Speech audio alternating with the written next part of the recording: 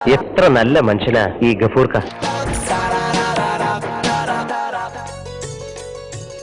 പടച്ചോനെ തമ്പിലാലവിനായ തമ്പുരാനെ, നമ്മള് നെഞ്ചുപൊട്ടി എന്നോട് പ്രാർത്ഥിക്കാണ്. നമ്മളെ പ്രാർത്ഥന ഈ തട്ടി അകറ്റല്ലേ തമ്പുരാനെ. അത്രയും സങ്കടം കൊണ്ടാണ് നമ്മള് തന്നോട് പറയണത്. ഈ ഗഫൂറിന് എന്നോടല്ലാണ്ട് വേറെ ആരോടാണ് പറയാനുള്ളത് റബ്ബേ?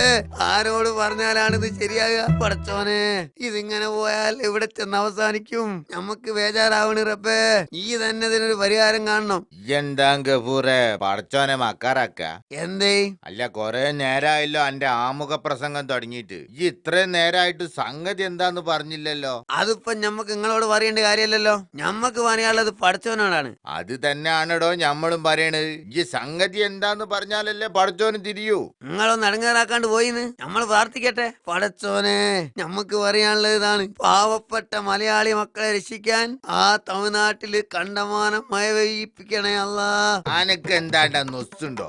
എന്ത് പിരാന്താണ്ടോ ഈ പടച്ചോനോട് പറയണേ? ഇയാളെ കൊണ്ട് വലിയ ഇടങ്ങാറായത് അല്ല. നമ്മൾ പ്രാർത്ഥിച്ചതിൽ ഇപ്പൊ എന്താണ് കുഴപ്പം? എടോ, മലയാളി മക്കളെ രക്ഷിക്കാൻ കേരളത്തിലല്ലേ മഴ പെയ്യേണ്ടത്? ഇവിടെ ഇപ്പം കണ്ടമാനം മഴ പെയ്തല്ലോ. എന്നിട്ട് ഇപ്പൊ എന്തായി? ഈ മഴ തമിഴ്നാട്ടിൽ കിട്ടിയ നമ്മൾ രക്ഷപ്പെട്ടില്ലേ? പഴവും പച്ചക്കറിയും കുന്തവും കൊടച്ചക്കറവും തുടങ്ങി സകല സാധനം ഇങ്ങോട്ട് വരേണ്ടത് അവിടുന്നല്ലേ? അത് മുട്ടിയ പട്ടിണിയായി പോകും മനുഷ്യ, പട്ടിണി. പടച്ചോനെ, ഇയാള് പറയുന്ന ഈ കാര്യാക്കണ്ട. തമിഴ്നാട്ടിൽ മഴ കൊടുത്ത് നമ്മളെ പട്ടിണി മാറ്റി തരണേ.